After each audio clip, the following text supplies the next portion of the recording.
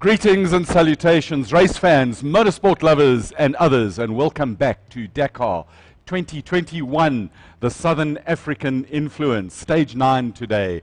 It was eventful, and stuff happened a year ago. We're going to get back to that. I'm joined in studio by Evan Hutchinson, him of fame, lots of fame. Evan, thank you very much for joining us. Pleasure. Good to be here. Thank you for having me. Fresh back from holiday. All recharged and ready for 2021. Absolutely awesome. And I did a lot of charging because I think we're going to need a bit of charge for 21 if it's anything like 20. We are going to need a little bit of a charge. And of course, as per usual, we're joined by Andrew Horndog, and he shall look after your comments on the Facebooks and all the rest of it. Evan? Evening, everybody. Horndog, what's up? Not much, Colin. Seems like the whole world broke loose on that stage today at Dakar, so I think we've got an interesting show ahead of us. I think it's going to be really, really interesting. You know, one of the cool things, we've all got day jobs, thank you very much, and during the day jobs we sort of do a half a thing of checking out what's going on and following Dakar as we go, and then we arrive here to prepare, and man, it's fun. What are we going to do in February? Get ready for racing in March. Love your work. And a surprise, she has healed. She is better. She is keeping her food on the insides, not on the outsides, from a bushy, green, leafy place close to the beach and the sea on the southern tip of Africa. Steffi Vetter from the Southern African Dakar Group. Thank you very much for joining us, Steffi. Welcome. Hello, Colin. Hello, Evan. Hi, Andrew. It's so good to be back in the saddle. It's been we missed you, number one.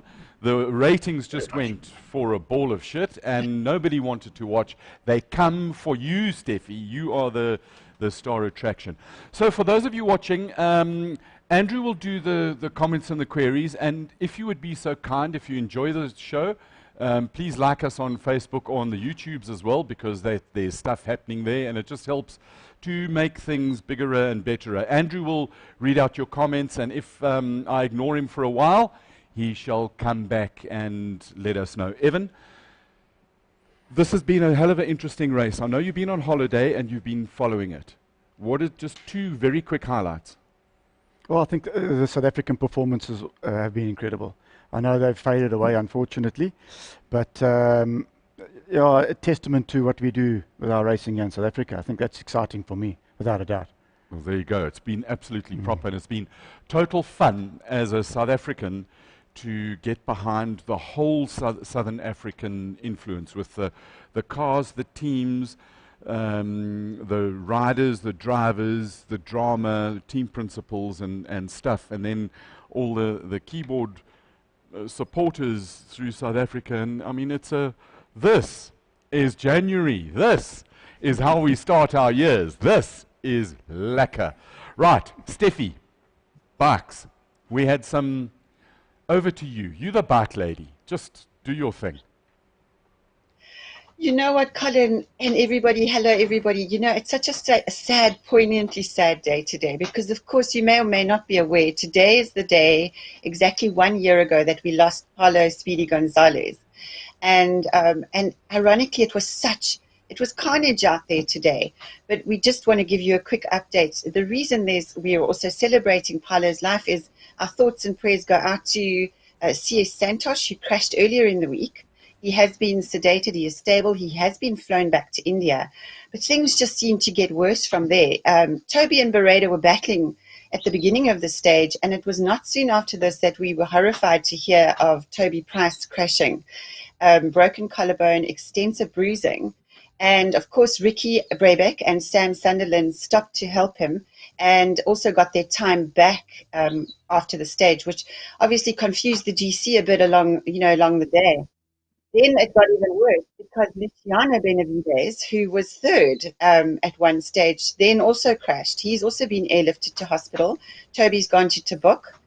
And, of course, the gut-wrenching news of the day, which has hit us right where it hurts most, is our darling Kalahari Ferrari Rossi had engine failure, and he is unfortunately he's out. And but I have to say, you know, he's such a courageous young man, and I absolutely adore him, as you know.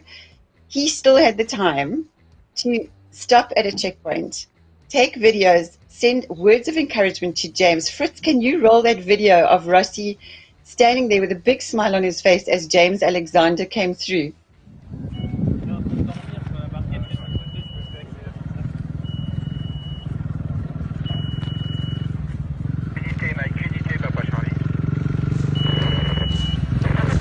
Yeah, James! All okay? I saw your bike, I told the chopper. Yeah, no, it's just the bike, the engine's broken. Oh no, man. Keep it going. You're doing well. Keep it up.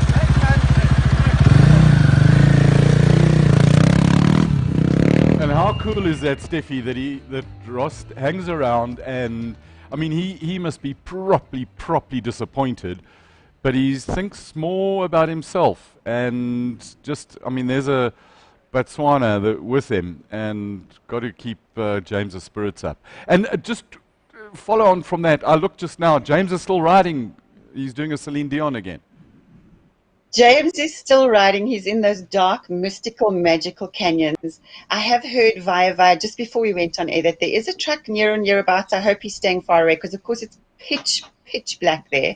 I just want to throw a big shout out to his group as well. What a phenomenal bunch of people. We're all sitting there glued to our WhatsApp group with the updates coming through, and somebody had a really cool thing. He's become Night Rider. So James, you keep going, my boy. I absolutely love that. I thought it was David Hasselhoff himself. So Night Rider, the tea drinker. The Mr. Teapot, the Kalahari Madala, he is still going. You know, he's like I said earlier in the week, he's a John Deere tractor. He just keeps on going. And I know he's going to finish. But just getting back to Ross Collin, you know, what a supreme human being. You know, he must have been shattered. He must have been broken. And he still had the absolute compassion to go and stand there and encourage James. And of course, we know he did the same with Brian and Tay as well. There's James and Rossi when, you know, James had spent that horrendous night in the desert, hypothermic. We didn't know where he was. We were up until 12 that night. And look at him. He's still going, you know, he's still got, you know, he's going to finish. Absolutely. I think Evan and I were talking before we started. And what was that comment you make that it's 90%, 10% the Dakar's made up of? The Dakar's made up of two groups of people. I was asking a question when I won the Dakar Challenge about how competitive it would be, and I was told that the Dakar is 90% fast, 10% fast, and 90% rich. Trying to explain that you've got the people we watch up at the front, the heroes that we know, but what it's made up of are these warriors and that's what James Alexander is. That's what it's made up. That's what that is the Dakar. People fighting day after day to keep themselves going, you know, digging as deep as you possibly can to within your own soul to keep going. And I think he's the epitome, and that's why so many people love him, and so he's getting all these nicknames. That's what you relate to. That's what the Dakar's about. Well, he's become larger than life. Yeah, I didn't really, you know, I saw the name on the entry list, and okay, fine. And I know a lot about nothing, and nothing about a lot. And but I've got the respect I've got for him now. And I know it's presumptuous of me, but I feel an affinity to him. He's our guy. And I think he's that big teddy bear kind of guy that he's a big guy, and you can see that he's got this incredible demeanor about him. This soft, nice, likable guy. Yeah. And nothing's going to stop him. No, he's going to carry on. Well, let's keep fingers crossed. Yeah, we've got them all crossed. Yeah, we're touching all the right things, and that's why we love watching the Dakar, because of these stories. It's lovely to watch the guys at the front, and heart-wrenching for Rossi, but like I say, the majority of the Dakar going through what he goes through, tough day after tough day after tough day, and then you put 14 of them together and you get a Dakar. And it's so many people say, why? You often see people, why am I doing this? What am I doing this for? But it's this challenge. It's this incredible challenge. Everybody that we've spoken to, and some of the guys sitting where you were sitting, and they go through some of the hardships that they've been. We as human beings don't know what we can do until we've been forced to go through serious, like hard stuff. And you think, well, I can't do that. But then you get to the other side and you look back and you become a better person. And every single person who's finished the Dakar sits there, and you know, and they know inside that they are better people for 100%. having finished than, and when you don't finish, you're screwed. No, you've got to go back and Gotta go finish. back That's why and- they don't give up. But it's Yeah. just too much of a challenge to give up on, and it becomes Just a possession. You're possessed. Yeah. Horndog. just to come back to Ross's failure, Andrew Sparks come through and said they changed the piston on Ross's bike at the Raceday. And maybe Steffi has some info, but it might be too early. He says, don't scratch where it don't itch. And maybe they went scratching and caused an itch. Who knows? I hear what he's You know- saying. Steffi, You know go. what, Andrew, absolutely. It's just really hard to speculate without the facts. And if there's one thing we've learned over the years is until you have those facts, don't speculate. It is a obviously a talking point, but as of right now, we haven't had an update from Rossi, and let's just show him some massive love. Come on, get those messages going in for James and Ross. And when we've got the There's lots. facts, Andrew, definitely get them out to you. Yeah, 100% support the speculation. We don't know, and I've got no problem saying we don't know. Let's find out. And we've got the facts, then we can sit and talk about the facts. And I made a phone call or sent a message to Glyn to ask him about tyres and try and get the facts from him instead of us sitting talking cuck over here. And we've got some of the stuff which we'll play later after we have spoken about some bike stuff and bike news. I just want to say, before we go to the results of the stage, there was a lot of chirping, again, by the keyboard riders from Franschhoek, principally, that if you were in the top thing, you went nowhere. But 8 of the top 10 from today were in yesterday's top 10. The 2 that were missing are not riding anymore. So there you go. So Steffi, do you want to talk us through who came behind Kevin Benavides? Okay, so look, let's just put it into perspective today. So, Kevin Benavides obviously had an opportunity to hammer his position home because, you had Bereda and you had Toby kind of in all sorts of trouble at the beginning of the stage, and then the unfortunate crashes as the day went on. So Kevin Benavides, he won the stage. Ricky Brabeck got his time back. So you've got Honda, because Nacho Corneo's right hot on his heels, not even a minute and a half behind Kevin Benavides. Sam Sunderland also got his time back. Sam sitting 10 minutes off the leader, with Matthias Wagner, Bereda, Santolino, Daniel Sanders, Skylar, our boy Skylar, and Quintanilla rounding out the top 10. So you've basically got a Honda, KTM, Honda, Sherco, KTM, 450 Rally Replica, Husky. So they certainly are settling into a pattern there. What I must also mention is Adrian van Beveren. He is the only Yamaha factory rider left standing on Rossi's team. So let's give them a massive shout out. Come on, Adrian, you can do this. Really, it's a very interesting battle that's going to sort of play itself out in the next 3 days. I've also got to have just mention, because we can, in 23rd position on the stage today was Laya Sands, gas, 57 minutes off the front. Always there was something, and I don't know what it is, probably a lot of years ago when she first started riding, I got her confused and thought that she was a relative of Carlos Sainz, but it's completely, the only similarity is the country they come from. So on to Laya's been very quiet this year, but it is good to see her in that position. She is battling with Lyme disease as well. So, I mean, I have the utmost respect for her. I think she's a consummate athlete as well. And in the overall, apart from Jose Conejo, who's still in the front, there's been a bit of mixing up, eh?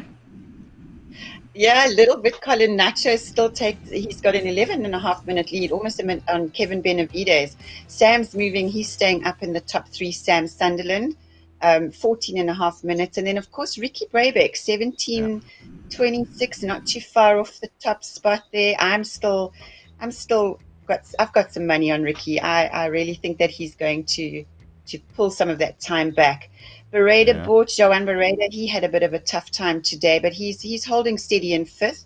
Daniel Sanders, Toby's a great protege. He is looking seriously good in the top 10. Skylar holds position. Now there you go. Skylar's in 7th, Skylar Haas, with Santolini, Quintanilla and Svitko rounding out the top 10. And just off the top 10, Adrian van Beveren.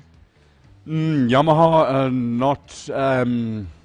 not having their besterest of race, but it's really cool to see.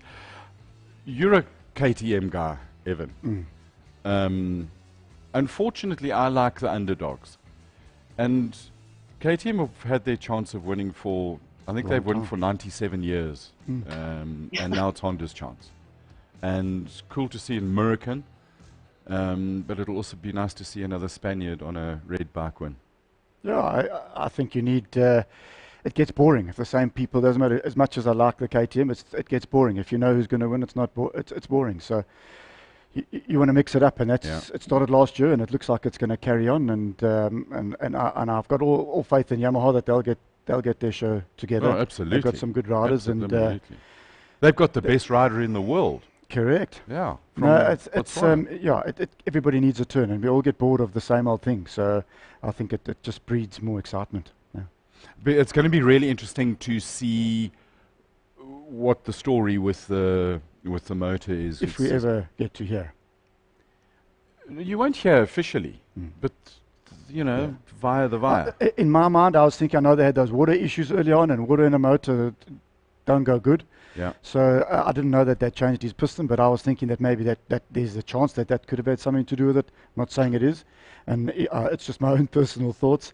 But something went wrong there. Yamaha know what they're doing. They know they know their game, and that's just going to drive them more and more to do better next year. So when we get to the cars, we'll talk about some of the things that go wrong, and no matter how clever you are, it's a race.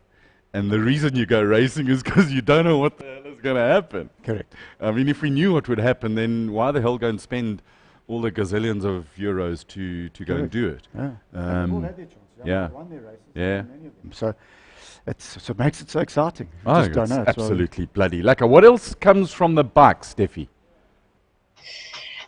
Colin, at this stage, I think we're still taking a deep breath after today. I think, as I said earlier, everybody, it was carnage out there. And I think everyone's just absolutely gobsmacked. I don't think there's another word to actually, nobody saw it coming on this stage.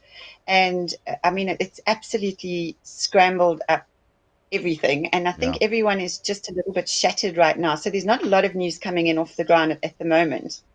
And Andrew Horndog, you must have some questions and or comments from at last count, I believe there were 3 million concurrent viewers. Something like that, yeah, almost, just shy. Little update on James Alexander. He has crossed the finish in 69th place, 5 hours and 13 minutes behind the leaders. But there we go, James Alexander's home and still gives himself a little bit of a chance to sleep. I tell you what, just to keep on going like that is unbelievable. You know, if it was like circuit racing where you do this sort of number of laps for your money, I mean, he's getting way more time on his bike than anyone else for his entry fee, which is he's really actually doing 2 Dakars in one race. Oh yeah, no, he's going to be if you equate it to seat time, he's gained leaps and bounds. Mario Landman's come in just on the bike thing, and says Yamaha needs to do a lot more work on their rally approach when they have the world's best rider and it's let down again. So there you go. Well, talking of Mario Landman, it might be very interesting. We have been in touch with another Landman, and hopefully we'll get to talk to her before Friday, because we've only got 3 more days left. And then Friday is Sunday, of course. The traditional Dakar always finishes on a Sunday, but in Saudi Arabia, Friday is a Sunday. So we'll just take that. And should we move on to the cars? Because even before the cars started going, Sven Quant took his lawyer and a pile of euros and went to the organizers. And you'll recall that Stefan Peter Hansel got a blip and he got a minute penalty. So you win races, the clever guys win races in the rule books. And Sven hates losing, so he took 3,000 odd euros, laid it down, and asked the organisers to investigate the speeding. And guess what? Peter Hansel got his minute back. So the lead, even before the start of the stage, to NASA just bumped out another lead, which is kind of like a kick in the crotch after they've been fighting as hard as they did. 3,300 euros. He got his money back as well. So yeah, it was not so lacquer.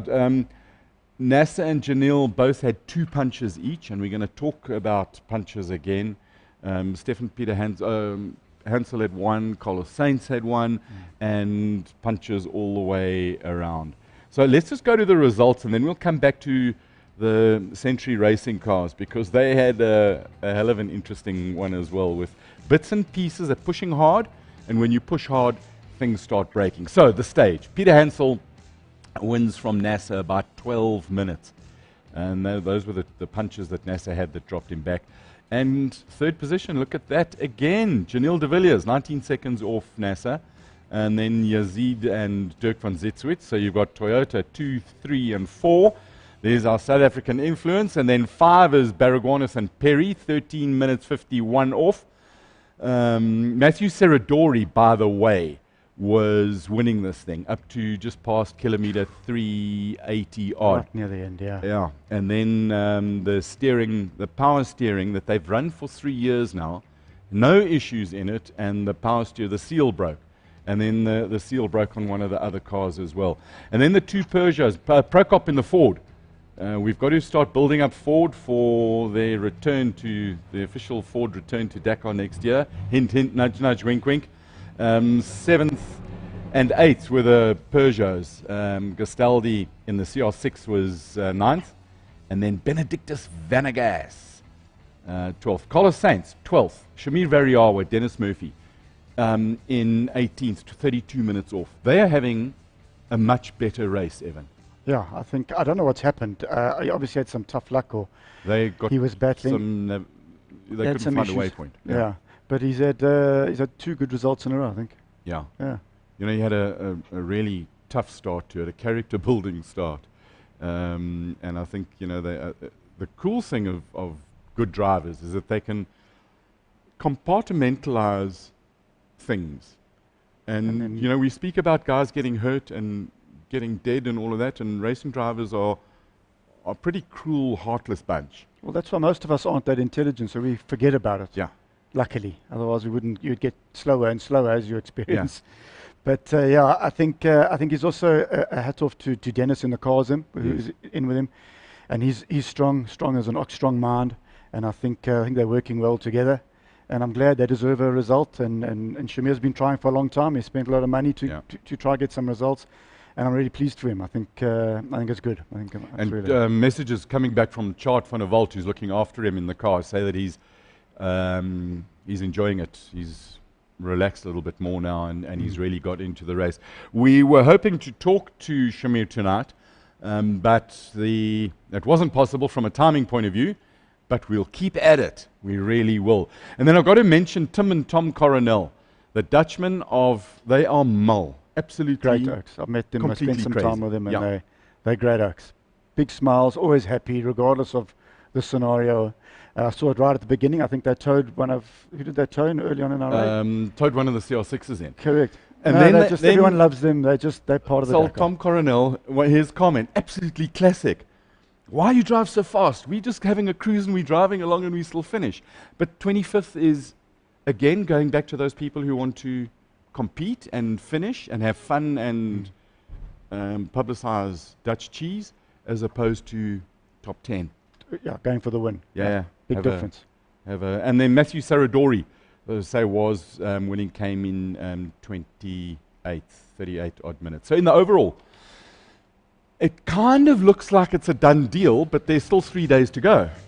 Yeah. You know, 17. So Peter Hansel's now, before yesterday afternoon, after the stages, he was 4 minutes ahead of NASA. Today he's 17 minutes 50 seconds. And in all normal cases, you'd say it's a done deal. That 17 minutes gives him time to back off, look after the car, Well, look after the that's tyres. the difference. And NASA's got to attack 100%. Yeah, and the harder you attack, we'll talk about the punches, that's where your troubles come. It's hard enough to race against Mr. Dakar. That's going to be tough under any circumstances with that kind of experience. I think he won his first Dakar 30 years ago. Yeah. So if he just turns it down 1 or 2 notches, he's taking it easy. Yeah. He's choosing the cleanest line, the least possible chance of getting of a puncher. It's going to be tough. The guy's super. I mean, so Edward Bullinger, first time they ran running together, and they've changed from French to English. So they're talking English in the car, and for him to still steady as a goat, gets there. The car is proper freaking special. Incredibly old and incredibly wise. Second guy to win Dakar both on a bike and a car, because the first one is no longer with us. The only living man to win a Dakar on a bike and a car. Carlos Sainz is third. Matador must be really pissed off because he's an hour off. And it's another one that slipped through his hand. And then Jacob Przgonski and Timo Gottschalk in the Toyota, fourth. So Glyn has picked a strong bloody team. Nanny Roma in the Hunter, the Pro Drive car. Oh, impressive. They've got one still going, and they've had a few problems, and that was going to be the big question. Yeah. I always said the car will be quick. That's not the end of the world. It's will it last? And the only way you'll know is when you go to the Dakar. Yeah. So, they're still going, and they've had some good stage times, and I think watch that car next year is definitely going to be a whole lot quicker and more reliable. We need to apologize to Sebastian Loeb and Daniel Eleanor. It was not a fit of peak and the upchucking of toys that got them out of the race. They actually ended up having so many broken tires that they ended up stopping, and then there was the hub on the car was broken, so it was actually physically impossible for the car to carry on. So for Sebi, for us saying that we threw your toys at the cot, I'm sorry. I promise we won't say it again, at least until next week. So that's just to correct that. Then Sheikh Al-Qasimi and Xavier Panseri in the Peugeot 6. Martin Prokop 8th overall. Janil de Villiers still in the top 10. 3 hours 26 off, but he's still there. And again, Janil, top 10 Dakar. But he must be so frustrated. Another one slipped through his fingers. Yeah.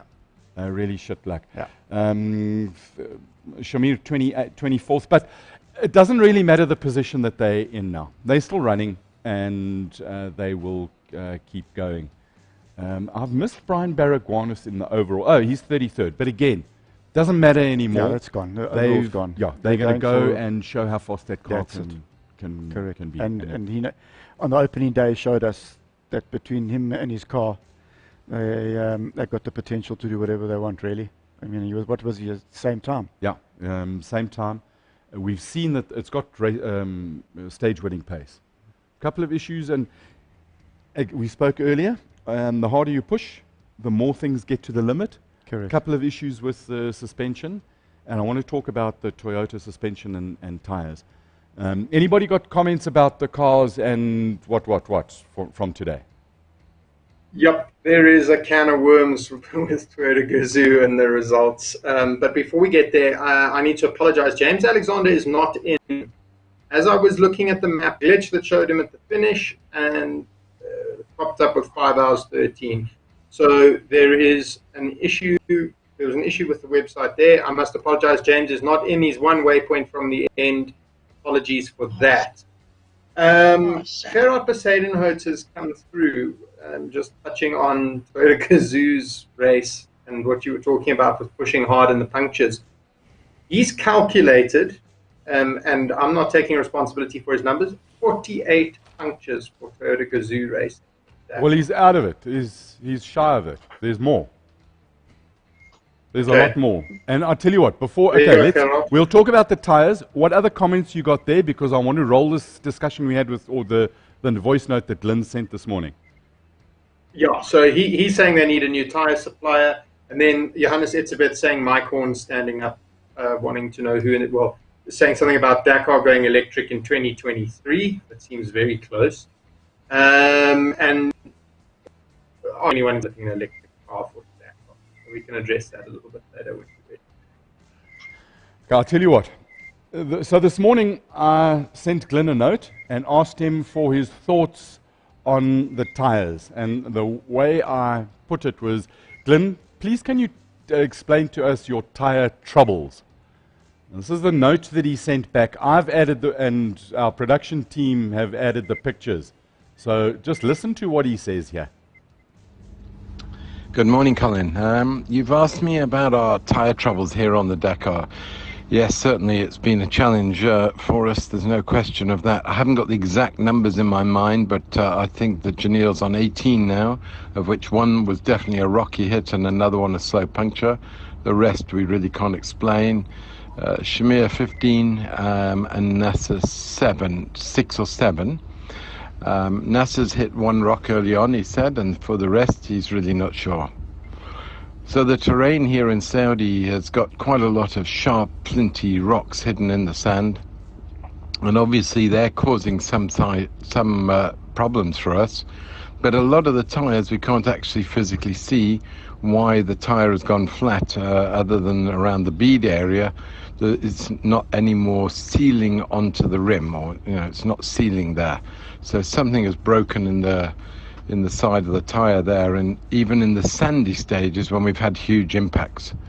So BFG or Michelin in America are saying that the tyre is simply not big enough to absorb the energy, whereas the buggy tyre compared to ours is 940 millimeters in diameter and the 4x4 is 805.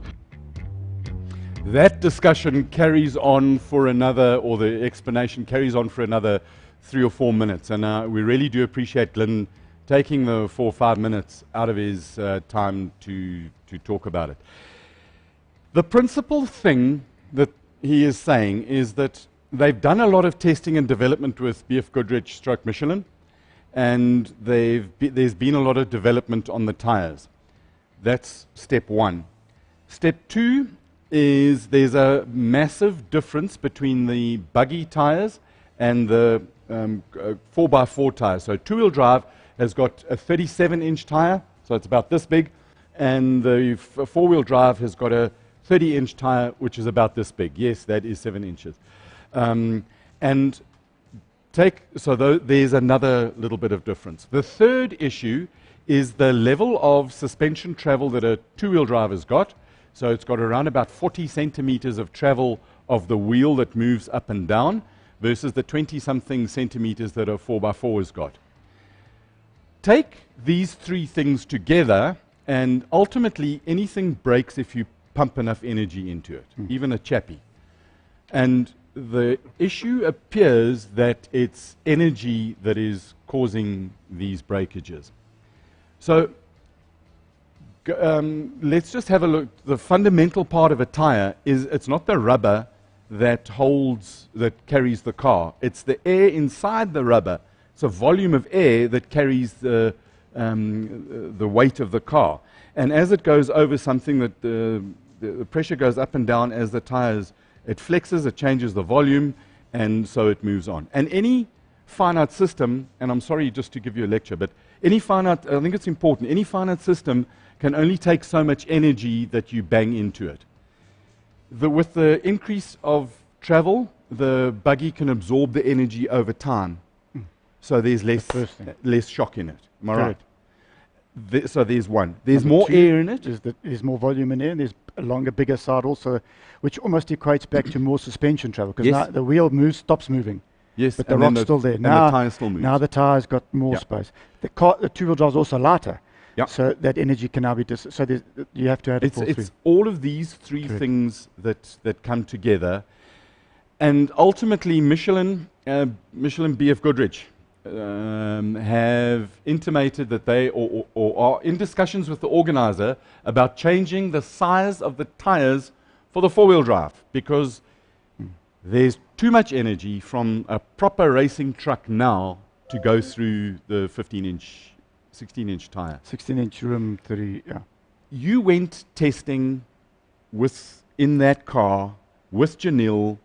Just tell us that story about finding rocks and why they went there. Glyn needed to test some tyres for the Dakar, and they needed some rocks, and we had finished at one of our events, and he asked me for a nice rocky section, and so we went back there to do some testing. And as far as I was concerned, it was quite a rocky section. And How big were the rocks? well, they vary. It was a rocky pass down, and obviously lots of small and smalls. This you don't really worry about. There is I don't know what the size is, but there's a point at which you got to start being careful of a rock. You can also drive around it. Anyway, so they were testing up and down, and they weren't getting any problems. They were having no punctures. They had these tyres. They were testing the tyres and trying again and again. And so Glyn then went to have a look at how bad it actually was, worrying that it wasn't rough enough. Came back saying, well, it was quite a gnarly section. He's quite surprised.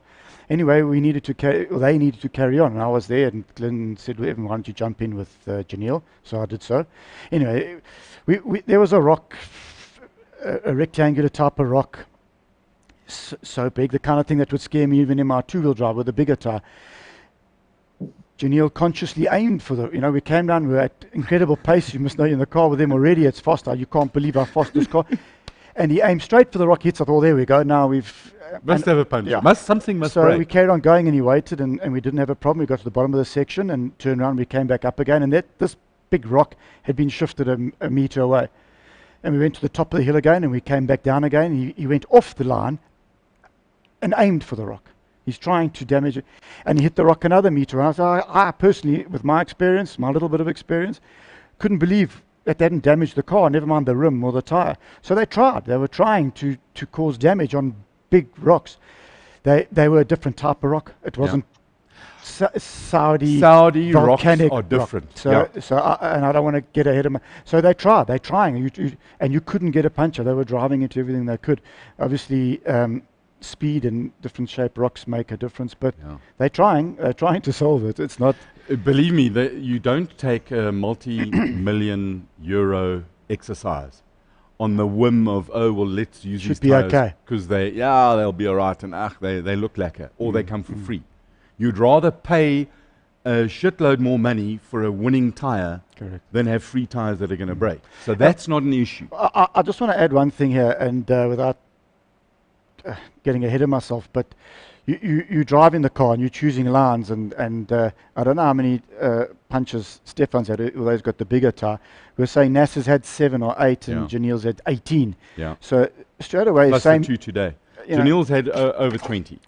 But there's the same cars on the same road, and the one guy's had more than double the other guy.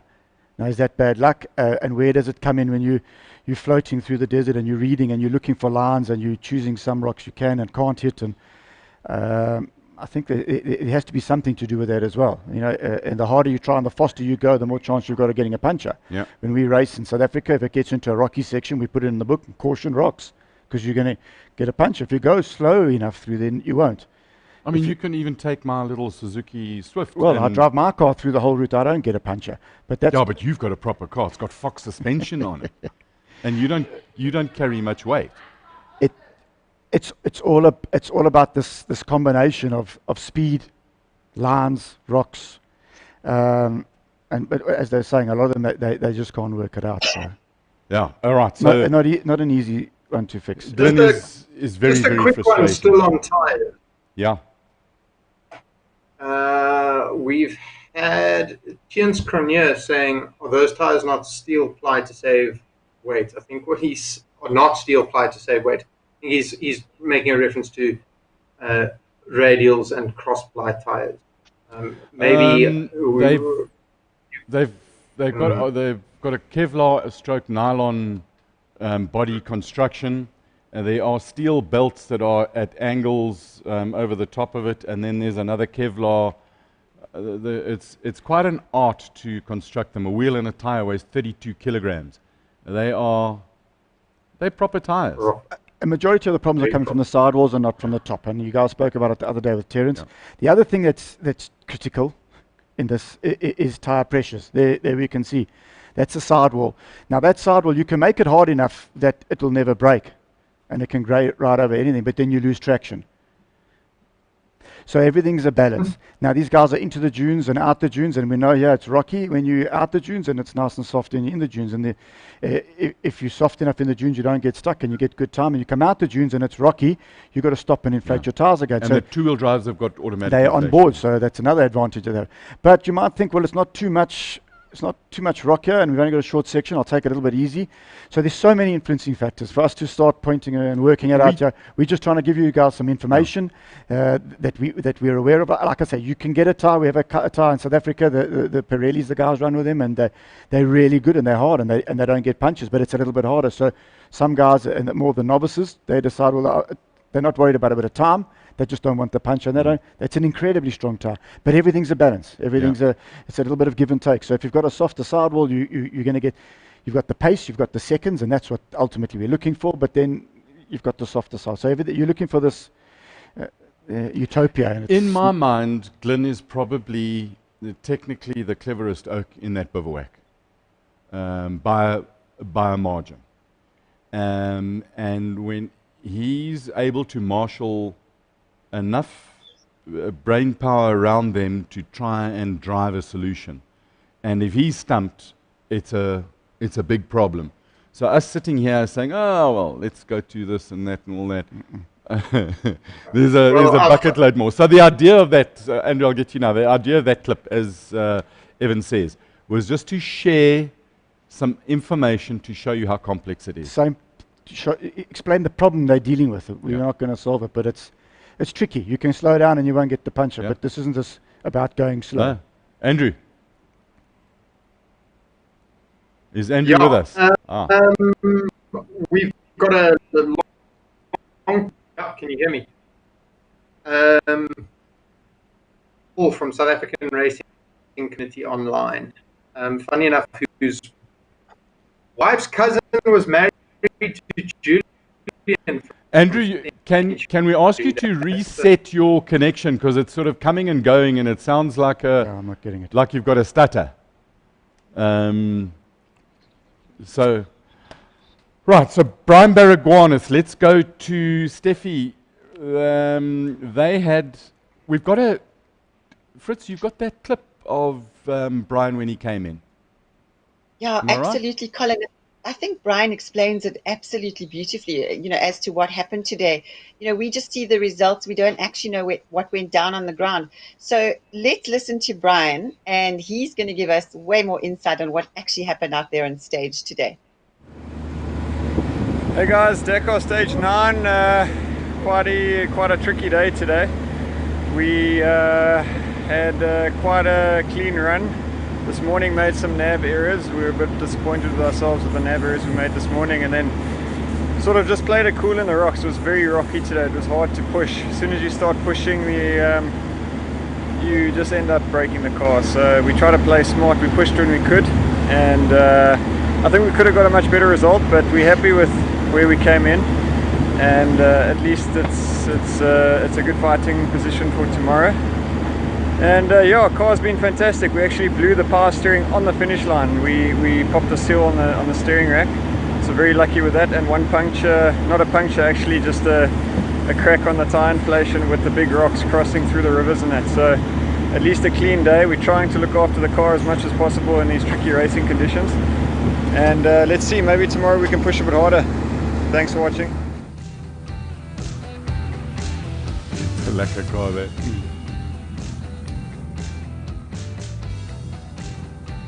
There's nothing like a V8, eh? 7 liters of Chevrolets. I love that motor. Love it. Absolutely. And that thing is quick, eh?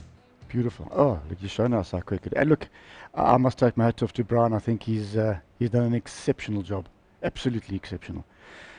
He's got a bit of experience, and he's put it to good use, and he's right up there with...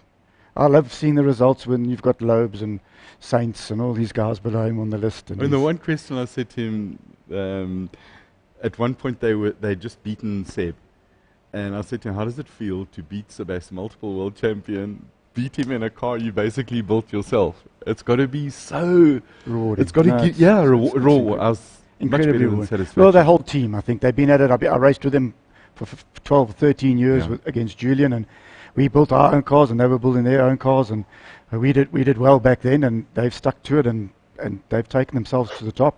And hats off to Julian as well with the brilliant. you Never know, gave up. There are a lot of people who he might rub up the wrong way, but I've got an immense amount of respect for him.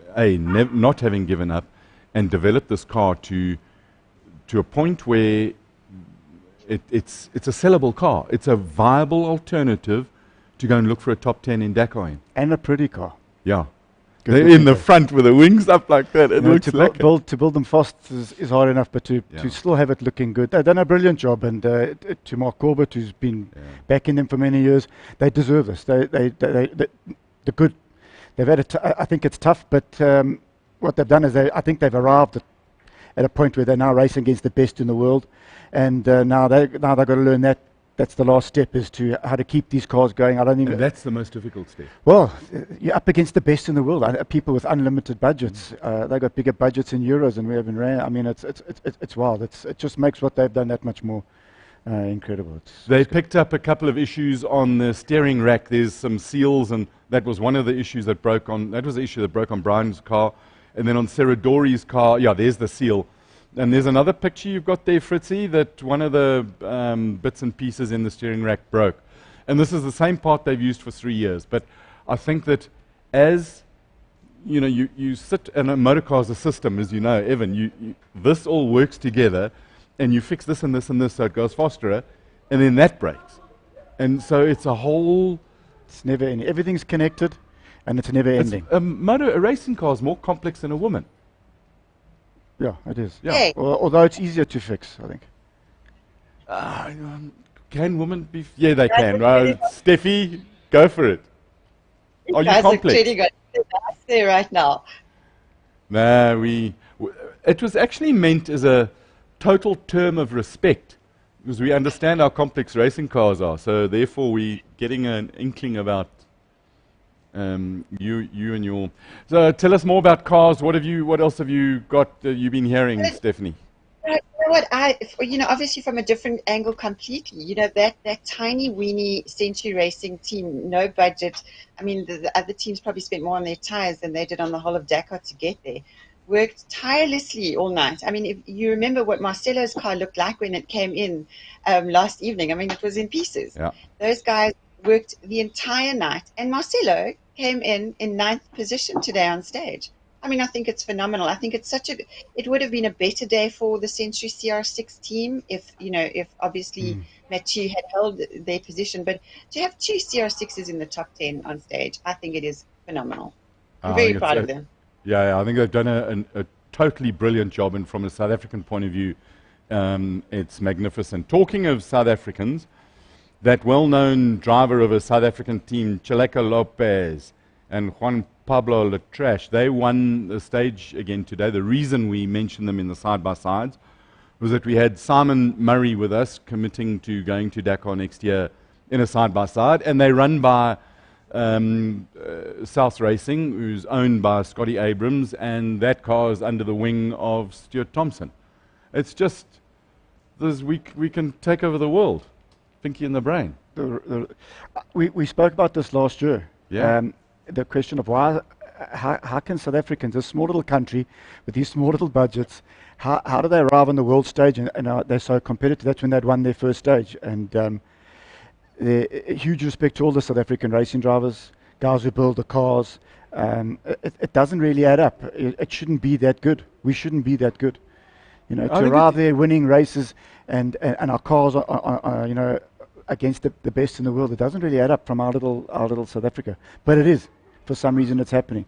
I hope this is the last time that Century run with a small team. I hope they get some good backing, because I think with the right backing, that's why you need money to go and test and to do other races. And I hope it's the last time they go. There's a small team. I think there with a big team and the right little bit more money and a little bit more practice, they're without a doubt a major force to be reckoned with. They're already a force to be reckoned with, but I think it'll give them the opportunity they deserve.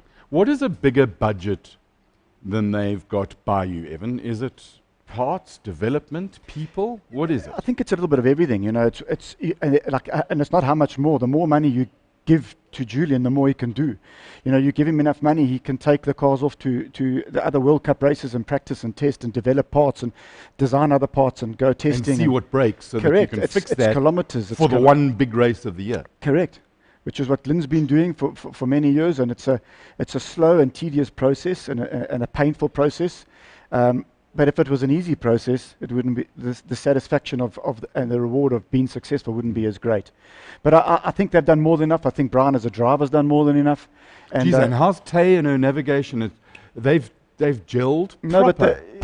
but the pros are saying you can't find the way, and Ty's finding her way. And it's her second time through the Dakar. Yeah. You know, it just puts a few things back into perspective that not everyone's moaning about navigate. It's always been difficult to navigate at the Dakar. That's what the Dakar is about. The biggest bitches and moaners about navigation and route and all of that are not the oaks at the sharp end. And most of them aren't even racing. Well, no, I'm talking about the one. Yeah. You know, Funny that. You never bitch and moan when you win. It's when you don't win, then you look for something else to blame. Winning's easy. It's losing that's hard. And the thing about racing is that you lose a bucket load more than you win. So it's actually a bit of a crazy sport, isn't it? It is. But I hear that Horndog is breathing in our ears. So what have you got for us, Horndog? I'm back. Lazarus! Lazarus Horn! Something like that. Just on your point about navigation, William Oliver said, how the multi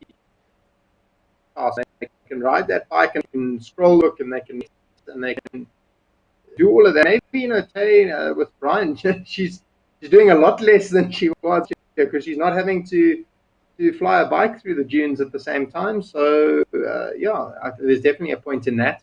And then the point I was bringing up just before I had set issues. Glyn Hall from South African Racing Community Line was asking if the rim sizes have changed or anything like that, or if it's just down to tire construction. And a cool fact, Dylan, is his wife, Andrew, Alex. well, can you start again? Your connection's got a stutter. You said that something has changed? Has the size of the rim of the wheel changed between last year and this year? As far as I'm Negative. No, it's a 16-inch rim. No. It's nominally the same size. There was one, not this year, the year before, there was a change in the tolerance because the beads were coming off the rims. There was a change. They actually had oversized wheel rims made, and we're talking about tenths of millimeters, in order to increase the pressure between the bead and the rim. That didn't work. And for those of you who can hear a noise, we've got a film crew outside here, and they're actually filming an advert for birth control. So when you hear brats screeching and screaming, that's the advert for birth control that they're busy with. Sorry, Andrew. No, fun fact is Dylan's wife's cousin was married to Julian, and just fact. And Rommel for him saying she'd love to see you in a side-by-side at Dakar. You're awesome at reading the roads with so much experience. There you go from Elvine, a little shout out to Evan. I missed that. Elvine is saying that she'd love to see you in a side-by-side at Dakar. So I'm not a favorite. I want a racing car. I don't want a side-by-side. There are racing cars, Evan. They're pretty quick. They're very quick. I spent a lot of time in one, and they're incredible. They're actually incredible. If they let them loose with some top end, and they'd be. No, but you can't let them loose for top end because then they'll embarrass the. Was it last year or the last South American race? They would have finished in the top 10 of the cars. No, they and they go up dunes a lot better. Yeah, I would love to have. I would love to have given it a go. Is there more international racing on the cards for you? No. I mean, are you retired? I'm done. Any particular reason why you're done? To race at this level, and I think I'm too competitive to go and have fun. You know, go and. Would you race in a truck? Yeah, look, I mean, if I was a driver of the truck, you could navigate for me. yeah, I could go and have some fun, but you're not racing to look. Easy to sit here and say, but I think racing. I'm a two-wheel drive guy, just like Brian is, and I had my chance in 2012 when I won the Dakar Challenge, and unfortunately we couldn't raise the funds. And in those days, I won the Dakar Challenge in July, and you had to race within 6 months. You had to race that race, and we nearly got there, but we didn't get the funds together. That would have been a good experience. There were a lot less foster guys there, and again, it's another race you lost, and I'm not. It's emotionally as a race driver, it's actually pretty not nice. No, because there's so many things that you get kicked in the nuts and should have been there, shoulda, woulda, coulda, but it's not shoulda, woulda, coulda. It just is, and then you got to live with it. It just is. Racing drivers, we've got to believe in ourselves, and it's a fine line between arrogance and smart ass. But I believed in myself, and I have had but you were quick. You're South African champion, rally driver. Yeah. So and I had very few accidents. I had one massive accident in my career, and that was it. I didn't crash generally. I had very few punches. I think I could have gone quicker, and I believed at the time my style would have suited Dakar. In that I can drive day after day after day without going without damaging the car. Without damaging the car. So I thought I would have had a good chance at the time, and there were a lot less fast cars there. But you're super fit, you're in tune with your car, you're in the moment. So for me to go and race at the Dakar, I'd have to go and race for another year. You got to get your eye. You don't just arrive there and beat these guys. You don't do it. They're just too good. It's unrealistic. I mean, you're not going to finish top 20, top 25 just by driving there. Yeah, I don't know where to try and guess where you're going to go for now. I think top 30 is good. Damn good. Anyway, I had incredible opportunities, and that one didn't work out. I was sad at the time, but you must think about what you had and not what you didn't have. What you didn't have. Live and celebrate those opportunities. No, we've got Brian's doing a better job than I would have done, I think, and I'll just back him. And he's a friend of mine, and I enjoyed with him. And that's actually a cool attitude. Stephanie, southern tip of Africa, close to the beach. I'm being told that you've got stuff to add. No, I'm just having a good chuckle. Gillian Dykes has taken me on. She's got the money. Her money's on her little Latino, Nacho Corneo. She wanted him to win last year. And of course, I've thrown out that my money's on Ricky, my boy Ricky. But it's interesting. It's really great to have all of you watching and listening. I can't wait for tomorrow. Neom, El Ula. I think it's going to be a cracker. I think there's space on the sandy tracks for the navigators to let their drivers stretch their legs. How many kilos is it tomorrow? We've got a 241 kilometer liaison with a 340 kilometer special stage. So apparently it is in the most exquisite surroundings, beautiful scenery, hilly, lots of sandy tracks. So good nav could put we could change. We could change the GC tomorrow. Let's see what happens. I know okay, so let's go on the bikes. Who are you picking for a bike win tomorrow? Your boy Ricky. It's hard because, with the sandy tracks, I think Nikki and Nacho are going to work together again. They're opening the road. Don't write off Skylar. Skylar's perfectly positioned as well, back in 7th or 8th in starting the stage. So I'm going to throw it out there tomorrow. I'm going to go with Skylar as well because we interviewed him, so therefore he's our next best shot. Who are you picking for cars for a bike win and then a bike car? win? Yeah, I quite like Skylar. I quite like his demeanour. I think I'd like to see him between him. Yeah. Okay, there we go. And Horndog, who's your pick on the bikes for the win? He's not okay. So we've got a bike and then cars. Right, so this is going to be interesting. NASA hates losing. And he's won, 3 stages so far. And he's going to want to try and stick as much pressure. In racing, you're either giving pressure or you're taking it. He didn't go there to come second. No. So his only option is to push as hard as he can. He's got to be clawing back time, if possible, enough to keep, if it's at all possible, to keep, to put us under some sort of pressure. That's your only chance. Tomorrow's got to be the day. Yeah, well, the next 3 days, he's got to take as much time out as him. If he doesn't take time out, he's not putting him under pressure. And if he's not under pressure, then the chance of Stefan making any mistakes is very slim. Yeah. So his only chance is to ride the wheels of that car, and I believe that's what he's going to do. But I'm going to go for Brian tomorrow. Yeah. I think Brian... Me too. I was actually thinking that. Brian took it easy today, which was hard for a racing driver. And if tomorrow suits the car, and if it's fast There's open lots stuff, of sand, 45% sand. and he's only got, like you say, one or two more stages to finish up in the lead, big stages. Yeah. And you'll have a good starting position tomorrow. Yeah. Steffi, you also going with Brian? You know what? You have to. You've got to give it to them, the underdog. They've really had I think they've still had a good Dakar. I'm going to also go with Chanel. Dakar South Africa, guys. Come on. But let's go CR6 for the win. Yeah, I think so. I think Janil's role has changed. I think his role is to look after, to be there. I mean, he's going to finish in the top 10. And his role is to look after NASA, which is what he's in perfect position, running 3 minutes behind him on the road. Perfect. NASA hasn't any shit in, and Janil is there, and no doubt he'll be running heavy with parts, in my opinion. If anyone isn't voting for Brian, and you haven't met him, and you had to meet him and have a chat with him, you vote for him. All right, away. you'd be voting for him. Yeah, and just in case you're wondering. Yeah. She's shorter than you are. And that's an achievement. Eh? Yeah. We did have for Evan, we brought the big boy's chair here, but then he I refused. Yeah, he refused. Steffi, anything more you want to add before we log off? No, I just want to say it's been such a pleasure listening to you, Evan, and your interesting insights. It's been a fantastic show. Thank you, Colin. Thank you, Andrew. And thank you, Britt and Henk, our technical team. It's been great to be back, guys. Thank you.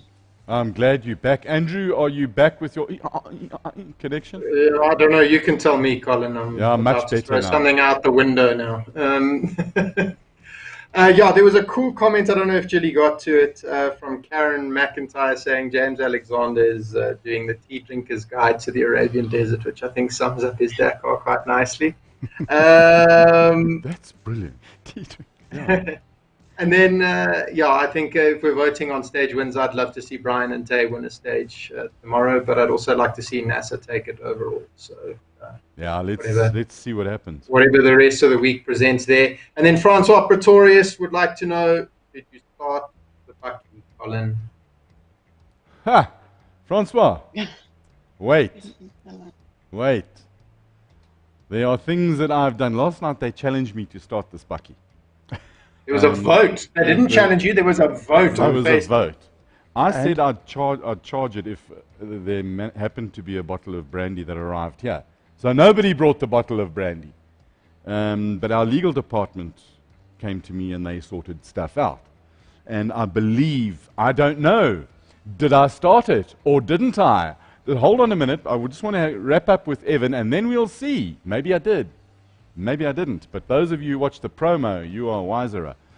Evan, what are you doing this year? Are you still involved in the South African Cross Country Series? Yeah, flat out. We're going to put together a good series. We've got some incredible races to put together. You're the route director, so That's you decide the roads? Correct. We've got a lot of new routes, some incredible races, some little bit of dunes, small little dunettes. We'll start introducing the guys. So we got a flat out year ahead of us, and we want to put dunettes. They call them, correct? Really? Yeah. Is that like a little dune? So your little one would be an Evernet. An Evernet. And then when they get bigger, they become Evanescent. Evanescence. He's clever today. Yeah. So we've got a tough year ahead of us. We get our local championship, which testament to all these South African guys that race with us. We've always said it's one of the best local national championship in the world. But that's just us talking. Brian and Janelle and all our and Henk. Ross and Henk. Ross. Yeah, we haven't spoken No, about we Henk. need to put bikes in there. And They're Shamir. proving it. We just speak about it. They've proved it. That Yeah. these are guys that race. Our guys race with these guys, and you put them on the world stage, and look what they did. It's true. Look what they did. You don't understand how tough it is. This is the best of the world. The Lobes and these guys just go straight to the front. They go to running in position 2, 3, and 4. So we got to keep our local championship going and our breeding ground and our testing ground going strong. And we've got a couple of international guys coming to do some testing here throughout the year. And So you've got the new Ford with a Correct. V6 turbo. Yeah, there's a lot of the same motor that's in the Hunter BRX. Correct. So there's a lot of exciting stuff. I think it's going to be a lot bigger than it was last year. Got some new races.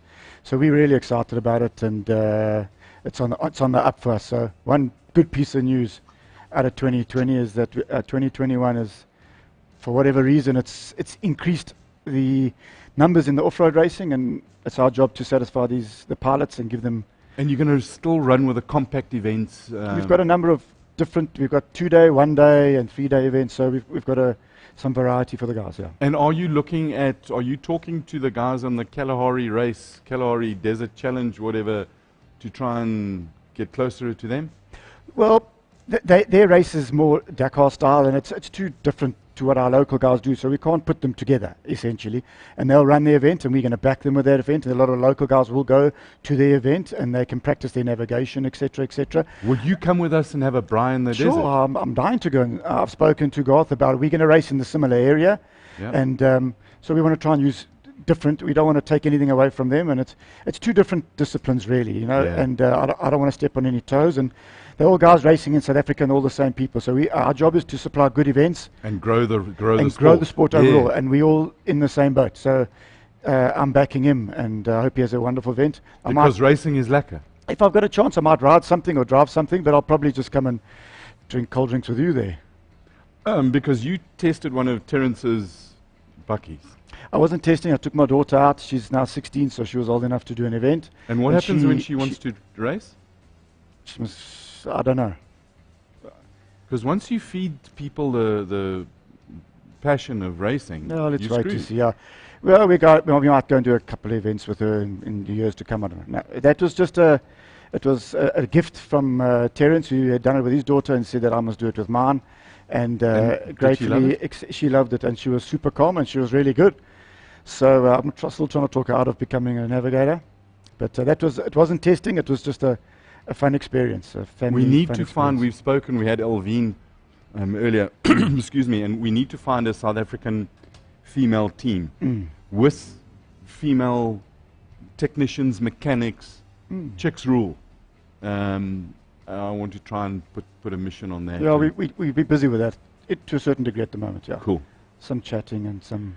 Evan, you're a good man. Thank you very much for coming in and sharing with us. You next time, please say yes when we ask you to come and join us. I love your enthusiasm and just the stuff when you start unpacking your head. It's brilliant. Well, I'm nearly as enthusiastic as you are, and I think that's all I've really had is that passion for what I do, and it's driven me my whole life. So, thank goodness for off-road racing, because that's fed me my entire life. Yeah. Good stuff. And to you, our viewers, thank you very much for watching. I'm very privileged to have a fantastic team around us. We've got Andrew and Steffi and all Steffi's people, Johan, and all the groups that are with there. So to both of you, thank you so much for just making my life more lacquerer, because shit racing is lacquer. And to Fritz and Henk for putting up with the stuff that we do and bringing us the gourmet meals.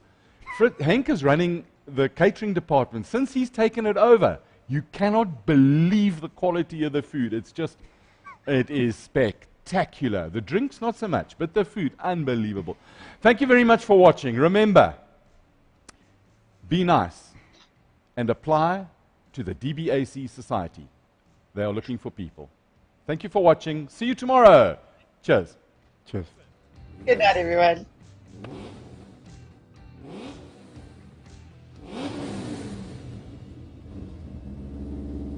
$7 o'clock. Magnificent.